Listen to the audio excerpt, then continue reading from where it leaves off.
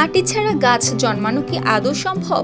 আর সেই গাছে যদি থোকায় থোকায় ঝুলতে থাকে লাল টুকটুকে ফল, তাহলে তো বিশ্বাসই হবে না অনেকের। প্রথম দেখায় হয়তো মনে হবে এটি বুঝি কোনো বৈজ্ঞানিক পরীক্ষাগার, কিন্তু অবিশ্বাস্য মনে হলেও সত্যি। ফ্রান্সের কৃষকরা এখন মাটি ছাড়াই ঠিক এইভাবেই চাষ করছেন স্ট্রবেরি। বিশেষ গ্রিনহাউসের ভেতরে উঁচু বেড বা ট্রফে বিশেষ মাধ্যম যেমন নারকেলের ছোবড়া, পিট বা অন্য সাবস্ট্রেট ব্যবহার করে চাষ করছেন এই লাল টুকটুকে ফল। আর এই অভিনব পদ্ধতিতে উৎপাদন বাড়িয়ে বিদেশি প্রতিযোগিতার মুখে নিজেদের অবস্থান শক্ত করেছে দেশটির কৃষকরা।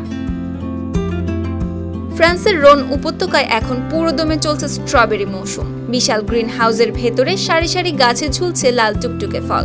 আর সময়ের সঙ্গে পাল্লা দিয়ে কাজ করছেন শ্রমিকরা, কারণ এই ফলের সবচেয়ে বড় চাহিদা হলো এর স্বাদ। আর সেই স্বাদ ধরে রাখতেই পাকা হওয়ার আগ পর্যন্ত অপেক্ষা করেন ফরাসি চাষিরা।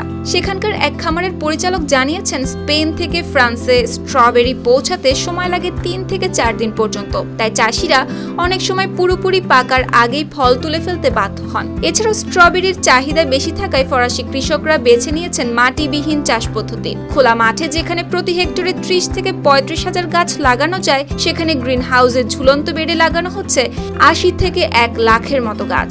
ফলে উৎপাদনে বেড়েছে প্রায় দ্বিগুণ।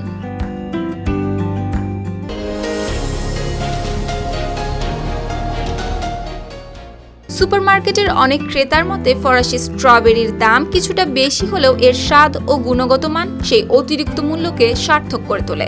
এমনকি শুধু সাধারণ মানুষ নয়, মিশেলিন তারকাপ্রাপ্ত রেস্তোরাঁর শেফদের কাছেও ফরাসি স্ট্রবেরির কদর আলাদা।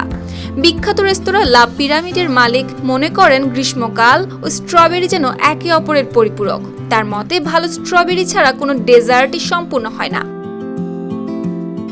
বর্তমান বছরে 50 থেকে 60 হাজার টন স্ট্রবেরি উৎপাদন করেছে ফ্রান্স, যা দেশটির চাহিদার অর্ধেকেরও বেশি পূরণ করছে। আর যখন ফ্রান্সের মানুষ অন্যান্য ফলের জন্য অনেকটাই বিদেশের উপর নির্ভরশীল, তখন স্থানীয় এই স্ট্রবেরির সাফল্যকে অনেকেই দেখছেন এক নীরব বিপ্লব হিসেবে। আর তাতেই প্রমাণ হচ্ছে প্রযুক্তির কল্যাণে কিভাবে কৃষির নতুন ভবিষ্যৎ গড়ে তুলেছে ফ্রান্স। সুপ্তি রায়, RTV।